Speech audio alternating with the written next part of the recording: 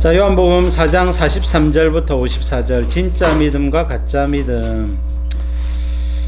내용은 왕의 신하의 아들의 병을 고치시는 예수님의 내용입니다. 제목을 진짜 믿음과 가짜 믿음이라 그랬는데요. 믿음은 참 중요하죠. 자, 베드로전서 1장 7절에 보니까 너희 믿음의 확실함은 불로 연단하여도 없어질 금보다 더 귀하여 예수 그리스도께서 나타나실 때에 칭찬과 영광과 존귀를 얻게 할 것이니라. 자, 예수님 나타나실 때 금은 필요 없죠. 금은 필요 없습니다. 돈은 필요 없습니다. 예수님 나타날 때 우리에게 필요한 것은 믿음과 그에 합당한 삶이 필요한 것이죠. 자, 금이냐 믿음이냐 하면 금을 택하는 사람들이 생각보다 많겠죠. 돈을 택하는 사람이 많습니다. 그러나 여러분, 분명한 신앙 고백이 있어야 돼. 돈보다 믿음이다 하는 것을 확실히 우리가 드러낼 수 있어야 합니다. 그래서 때로는요, 돈에 대하여서 돈이 우선이 아니다는 것을 어떻게 증명하겠어요? 돈을 갖다가 여러분 선교하든지 헌금하든지 기부하든지 돈을 내놓으면 되는 겁니다.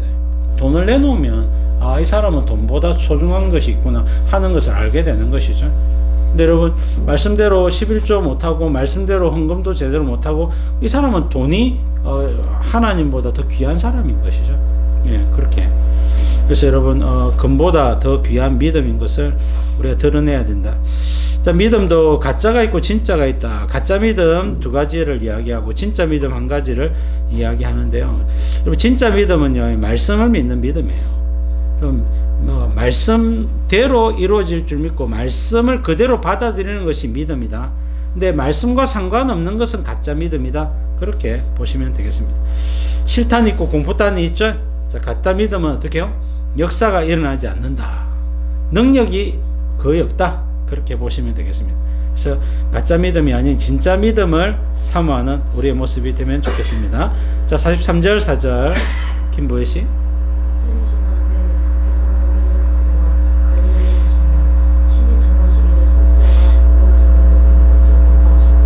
자, 사마리아에서 이틀을 지내시고 떠나서 사마리아 북쪽으로 가면 이제 갈릴리거든요. 갈릴리에 이제 나사렛이 가깝단 말입니다. 그래서 나사렛에 가니까 자, 친히 정언하시기를 선지자가 고향에서 높임을 받지 못한다 그랬죠. 자, 나사렛에서 뭔가를 하시고 이제 나사렛을 지나가시는 것이죠. 저 고향 나사렛에서 무슨 일이 있었느냐? 누가복음 4장에 소개하고 있습니다. 예수님이 나사렛에 가셔가지고 그 회당에 들어가셨어요. 회당에 들어가가지고 자, 이사야서를 쭉 읽으시고는 주의 성령이 내게 임하셨으니 이는 가난한 자에게 복음을 전하게 하시려고 내게 기름을 부으시고 나를 보내사 포로된 자에게 자유를 눈먼 자에게 다시 보게 함을 전파하며 누린 자를 자유롭게 하고 주의 은혜를 선포하게 하려 하심이라 하였더라. 책을 덮어 그 맡은 자에게 주시고 앉으시니 회당에 있는 자들이 다 주목하여 보더라. 예수께서 그들에게 말씀하시되 이 글이 오늘 너희 귀에 응하였느니라 이렇게 말씀하셨죠. 자, 이사야 61장 1절 2절 말씀이거든요. 이사야서를 쭉 보면요, 이사야 61장 1절 2절 말씀은 이스라엘에 대한 이야기입니다. 자, 이스라엘이 60장에 보면 일어나 빛을 발하라 그랬거든요. 마지막 때가 되면 이스라엘이 예수님 믿고 회복되어서 복음의 빛, 생명의 빛을 발하고 전 세계에 전하는 자가 됩니다. 그것에 대해서 이야기하면서 61장을 이야기하면서 60장에 이스라엘이 어떻게 해서 일어나 빛을 전하는 자가 되었느냐? 주의 성령이 임하였기 때문에 그렇게 됐다는 겁니다. 근데 주의 성령이 임하는 것이 어떻게 가능합니까? 예수님께 성령이 기름 부어졌기 때문에 가능하다는 이야기입니다. 그런 문맥 속에서 예수님이 이 말씀을 하는 거예요. 너희 귀에 응하였다. 이제 나로부터 이스라엘 회복이 시작된다고 예수님 말씀하고 계시는 겁니다. 자, 그래서 여러분 이렇게 하나님 말씀을 전했지만은 나사렛에 있는 사람들이 예수님을 조롱하고 비난하고 예수님 믿지 않았어요. 그래서 아니 우리가 저 아이를 잘 아는데 그 목수 요셉의 큰아들 아이가 그 엄마도 알고 누이들도 알고 그 형제들도 알고 우리 다 아는데 지가 무슨 하나님의 아들이라고 저러냐? 지가 무슨 그리스도냐? 어디서 주워들은 거 있어가지고 이 랍비 행세는 하는지 몰라도 쓸데없는 소리 하지 말고 함부로 떠들지 마라 하고는 예수님에 대해서 비난하고 예수님에 대해서 이제 윽박 지르는 겁니다. 그러니까 여러분 선지자 고향에서 높이를 받지 못한다 하시고는 예수님이 가버나움으로 가셨단 말입니다. 여러분 첫 번째 가짜 믿음 무엇입니까? 자, 그것은 여러분 여러분 이 사람들이 예수님 아예 믿지 않았죠. 아예 믿지 않았습니다. 왜? 예수님 고향 마을이었기 때문에 믿지 않았다. 여러분 인간적으로 아는 그것 때문에 예수님을 믿지 않은 거예요. 오늘날에도 여러분 사람들이 우리를 통해서 예수님을 알게 되는 인간적으로 아는 것 때문에 목사, 선교사 인간적으로 아는 것 때문에 나는 교회 안 갈란다. 자기가 어렸을 때 어떻게 했는지 아나? 나는 교회 안 갈란다. 근데 여러분 교회 다니고 나서 사람 바뀐 거는 모르고 어렸을 때만 생각하고 교회 안 갈란다 이렇게 생각할 수 있는 거예요.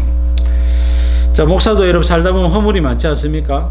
목사님이 이런 허물 저런 허물 때문에 나는 예수님 못 믿겠다. 인간적으로 아는 것 때문에 사람 때문에 예수님을 안 믿는 경우 왕왕 있는 것이죠. 자, 우리는 물론 그런 방해가 되지 않도록 최선을 다해야 되겠지만은 인간적인 한계를 가진 연약한 존재로서 허물 100% 감출 수는 없는 겁니다. 근데 여러분 예수님 보고 신앙생활 해야 되지 목사나 사람 보고 예수님 믿는 것은 아니에요. 그래서 여러분 인생을 살고 또 교회 생활을 하다 보면 교회 안에 여러 목사나 장로나 권사나 직분을 받은 사람들이 믿음 좋다는 사람들이 막 함부로 말하고 욕하고 이렇게 하는 모습 보면요 초신자들 실족하거든요. 실족하지 마시라. 실족하지 마시라. 교회는 예수님 보고 믿는 것이지 다니는 것이지 사람 보고 믿는 것 아닙니다. 그래서 여러분 교회 다니면서 실망은 찾아올 수 있지만 낙심하지 마라. 사람 보지 마세요. 사람은 똑같습니다. 예수님 믿고 하면 좀 달라지면 좋겠지만 그렇지 않은 경우도 많이 있기 때문에 그렇습니다. 자, 인간적으로 아는 그것 때문에 자 예수님 믿지 않는 것, 자 안타깝고 가짜 믿음. 자 45절 보겠습니다.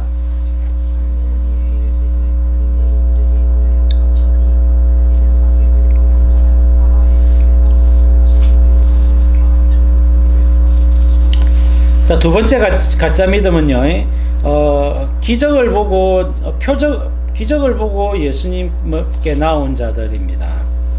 자, 이들이 갈릴리 사람들은 그래도 예수님을 믿으려고 하고, 영접도 하고, 이렇게 하니까 진짜 믿음 같아 보이는데, 예수님은 이들을 오히려 배척하셨어요. 책망하셨단 말입니다. 가짜 믿음이다. 왜?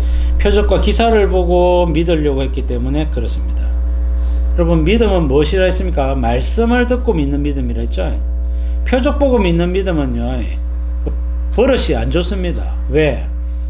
계속 표적 달라 이렇게 요청을 하기 때문에 표적에만 관심이 있지 예수님 자체가 누구신지 예수님 무슨 일을 하러 오셨는지 예수님 무슨 말씀을 하시는지를 귀담아 듣지 않습니다. 그냥 당장에 나에게 유익을 주는 기적, 병고침, 능력 이런 것을 주기를 원한다는 겁니다. 그것 안 주면 짜증내고 원망하고 불평하고 그렇게 하는 것이 문제가 있는 것이죠. 자, 마태복음 11장 21절 이하에 보시면 예수님이 화 있을진저 고라시는 마을 이름입니다. 신 이름이 아니고 마을 이름이다. 고라시나 화 있을진저 벳세다야 그 다음에 화 있을진저 가버나움아 내가 하늘에까지 높아지겠느냐 음부에까지 낮아지리라. 내게 행한 모든 권능을 기적을 많이 행했거든요. 예수님이 공생애에 한 70-80%를 전부 다 가버나움을 중심으로 활동을 했기 때문에 가버나움에 예수님의 집이 있었기 때문에 가버나움에서 표적을 얼마나 많이 행했겠습니까? 그리고 여러분 가까이 있는 고라신 벳세다 마을에 얼마나 많이 가셨겠습니까? 근데 그 사람들이 기적 보고 예수님을 환호했지만은 기적 병고침 귀신 쫓아내는 거 은혜 받고 나면요 다 집에 가버리고 다시는 보이지 아니하였더라 이렇게 되는 겁니다. 가짜 믿음인 것이죠. 말씀이 들어가야 진짜 믿음인 거예요. 그렇지 않으면 다 가짜 믿음이 되는 겁니다. 여러분, 이스라엘 백성들이 출애굽했습니다. 출애굽할 때에 모세의 10가지 기적을 눈으로 직접 보았어요. 여러분, 낮에는 구름기둥, 밤에는 불기둥 보았습니다. 그리고 여러분, 홍해가 갈라지면서 마른 땅으로 건넜어요. 모두 다 마른 땅으로 건넜어요. 건너고 나서 여러분, 애굽의 군대가 뒤따라오다가 여러분 바닷물에 의해서 수장되어서 여러분 말과 함께 여러분 바다 밑으로 꼬르륵 깔아놓는 거 직접 눈으로 다 봤습니다. 그 사람들이 광야길 행할 때에 여러분 배고프다 하고 물 없다 하고 길이 왜 이러냐 하고 계속해서 이런 불평하고 원망하고 모세를 겁박하고 모세에게 돌을 던지려고 신용을 하면 하나님이 맛있는 거 주신다, 매출하게 주신다 이래가지고 여러분 르비딤의 출애굽기 17장에 보면 모세를 향해서 돌을 던져 죽이려고 신용을 했단 말입니다. 실제로 뭐 던지진 않았겠지만은 원망하고 불평하고. 그럼 기적을 체험한 사람들이 계속 기적을 요구하는 거예요. 가짜 믿음입니다. 그래서 여러분, 믿음은요, 기적이 없어도 말씀만으로도 충분합니다. 물론 여러분, 기적까지 더해지면 금상첨화죠. 자, 그렇게 되어야 되는 겁니다. 여러분, 믿음의 본질은요, 말씀을 믿는 믿음입니다. 예수님 누구십니까? 예수님 하나님의 아들이십니다. 예수님 뭐하러 오셨습니까? 우리를 위하여 대속하여 십자가에 죽으시기 위해서 오신 부활하신 주님이십니다. 그래서 말씀을 그대로 믿는 믿음, 여러분 창세기부터 계시록까지 믿는 믿음, 그것이 참된 믿음이 되는 겁니다. 자, 거기까지 두 가지 가짜 믿음을 보았고, 진짜 믿음이 무엇인지 왕의 신하의 아들의 질병을 고치시는 예수님 통하여서 여러분 이 왕의 신하가 무엇을 믿었는지, 여러분 무엇을 믿어야 되는지를 보여주고 있는 겁니다. 46절 보겠습니다.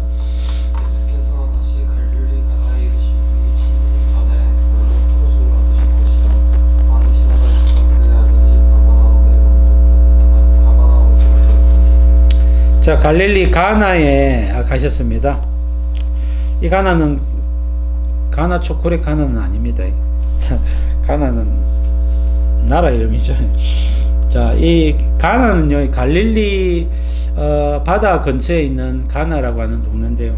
자, 가버나움에서 한 34km 정도 떨어져 있다 그래요. 죄송합니다. 갈릴리 바닷가는 아닙니다. 내륙에 있습니다. 34km니까 우리가 장정이 하루길을 온전히 걸으면 한 3-40km 걷거든요. 그러니까 아침에 해가지고 저녁에 해질녘에 도착하는 것이 34km단 말입니다. 자, 한 10시간 걸어야 되겠죠? 10시간 걸어야 되는 겁니다. 중간에 쉬고. 자, 여러분, 갈릴리 지역의 왕의 신하라고 했으니까, 당시의 왕은요, 헤롯 안디바입니다. 헤롯 안디바의 신하. 어떤 신하인지 모르겠지만 왕의 신하다 말입니다. 자식이 큰 병에 걸렸던 모양입니다. 머리가 아팠는지 여러 가지 열병으로 혹은 뭐 여러 가지 병으로 시름시름 앓다가 오늘날 하고 있는 겁니다.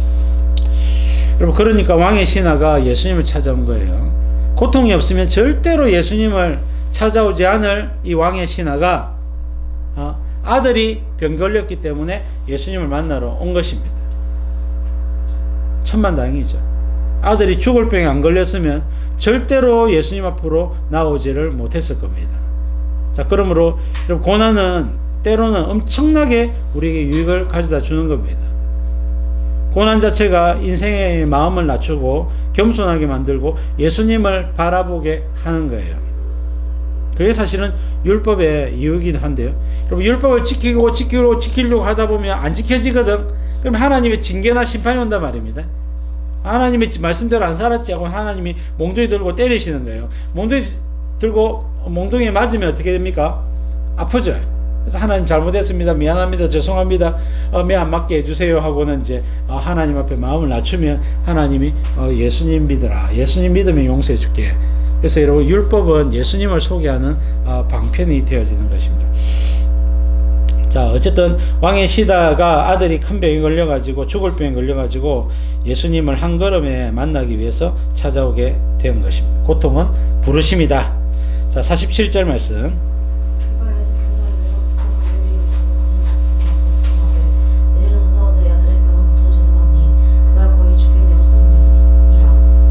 자, 내려오셔서 예수님이 오셔야 고칠 수 있다고 생각을 한 것입니다.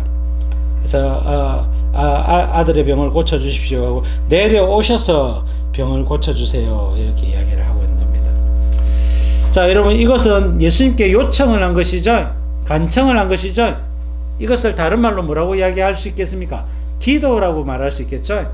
예수님께 요청을 했기 때문에 기도한 것입니다. 자, 근데 여러분, 기도 요청한다고 다 받습니까? 아니죠. 여러분, 요청한다고 다 들어주십니까? 아니죠. 합당해야 들어줍니다.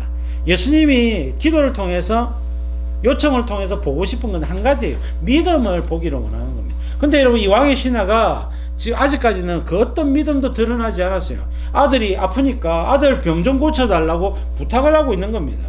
예수님 입장에서는 내가 뭐 때문에 네 아들의 병을 고쳐줘야 되겠느냐, 고쳐줘야 될 근거가 없는 겁니다. 예수님께는. 예수님은 사랑이 많으시잖아요. 그래, 사랑이 많지. 근데 내가 너에게 사랑을 베풀고 싶지 않은데, 나는 예수님은 택하신 백성들, 예수님 택하신 백성들에게 사랑을 베풀고 싶지, 왕의 신하의 병을 고쳐주고 싶지 않단 말입니다. 사랑을 베풀고 싶지도 않다는 거예요. 그러니까 여러분, 이 왕의 신하의 아들의 병을 고쳐줄 그 어떤 근거도 명분도 아직까지 나타나지 않은 겁니다. 여러분, 주님의 기도에 응답을 받는 중요한 비결 중에 하나가 뭐냐면, 여러분, 이 근거를 주님께서 응답을 해주셔야 됩니다 라고 할 근거를 마련하는 것입니다. 주님 저를 사랑하시냐는, 예, 사랑합니다. 여러분, 우리가 그래서 성경에 보면요, 기도 응답에는요 반드시 주님이 응답을 해줘야 되는 근거들이 있어요. 자, 그 근거들을 활용하면 기도 응답을 잘 받을 수가 있습니다. 자, 우리가 여러분 부모님께 용돈 좀 주세요, 어떤 회사에 가가지고 사장님한테 이것 좀 해주세요 할 때에 이런 근거들이 뭡니까? 회사에서 회사 일을 하고 있을 때 사장님한테 이것 좀 해주세요 하면 사장님 그거 해줄게 이렇게 된단 말입니다. 전혀 회사와 상관없는 일에 사장님 이것 좀 해주세요, 뭐 때문에 내가 그걸 해줘야 되냐 이렇게 이야기한단 말입니다. 마찬가지예요. 예수님도요, 어떤 은혜를 베풀어 줘야 될 때 내게 필요한 거 뭐 때문에 로또 당첨되게 해주세요, 뭐 때문에 로또에 당첨돼야 되겠느냐, 그 근거가 없단 말입니다. 그냥 내가 돈 많이 벌고 싶으니까, 내 이 돈이 있으면 여행도 다니고 집도 사고 차도 사고 뭐 하고 싶으니까 주님 은혜를 베풀어 주세요 하면 주님과 전혀 상관이 없거든요. 주님과 상관이 없단 말입니다. 내가 좋으면 주님 좋은 거 아닙니까? 아닙니다. 주님은 그 육적인 분이 아니세요.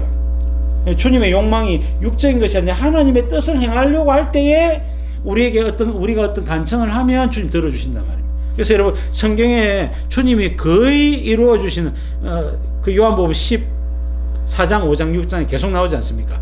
너희가 내 안에 거하고 내 말이 너희 안에 거하면 무엇이든지 원하는 대로 구하라, 그리하면 이루리라.